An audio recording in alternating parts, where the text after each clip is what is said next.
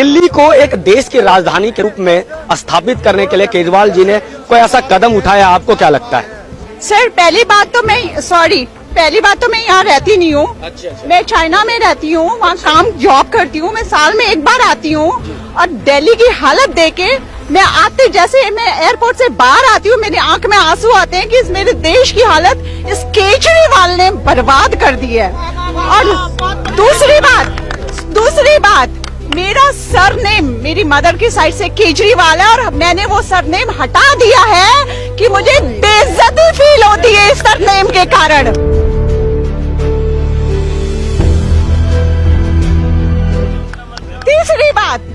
तीसरी बात बिजली फ्री, पानी फ्री, इन सबको फ्री का लालच दिया। खाली वोट की राजनीति, जिसको काम करना होता है ना वो कभी फ्री का लालच नहीं देता है। वो अपने काम से, जैसे मोदी जी के नाम से हम वोट देते हैं। जब मोदी जी नहीं आए थे उससे पहले मैं चाइना की सड़कों पे जब घूमती थी, मैं वहाँ काम करती हूँ और मुझे लगता था, because China is a communist country, मुझे लगता था यहाँ पे अगर मुझे कोई उठा के भी ले जाएगा या कोई गलत केस भी डाल देगा तो हमारी गवर्नमेंट, कांग्रेस गवर्नमेंट हेल्प नहीं करने आएगी।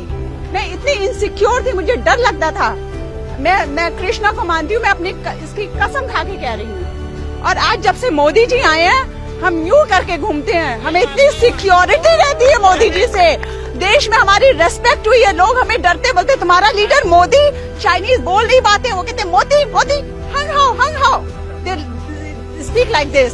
तो मोदी जी के कारण हम सिक्योर हुए, हमारी इज्जत बढ़ी है। सच में मैं मजाक नहीं कर रही हूँ, वो काम करते हैं। हमारे अमित शाह जब उन्होंने कहा था कि 370 को उस पे जान दे देंगे, बड़ा खुशी हुई थी कि हमारे देश में कोई देश प्रेम करने वाला बंदा है। हमारे नाजायज फायदा क्यों उठाते हैं हमारे देश के ये अरविंद केजरीवाल, कांग्रेस, ये आपके ममता दीदी, इन लोगों की वजह से फायदा उठाते हैं, वरना लोगों की हिम्मत नहीं होती है।